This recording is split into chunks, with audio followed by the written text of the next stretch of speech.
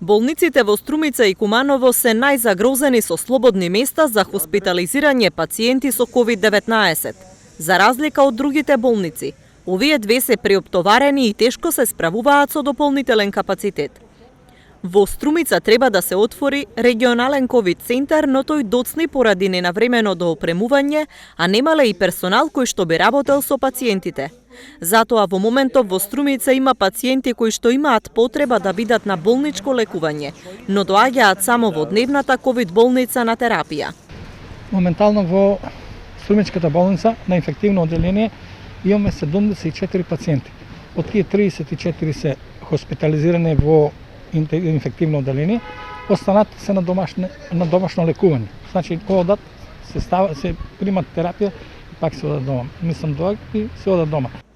Освен Струмица, во слична состојба е и Куманово. Во овие два града има понад 600 активни случаи на COVID-19, со таа разлика што Струмица е 2 пати помал град од Куманово. Министерот за здравство Венко Филипче денеска соопшти дека во државата се хоспитализирани околу 1000 пациенти.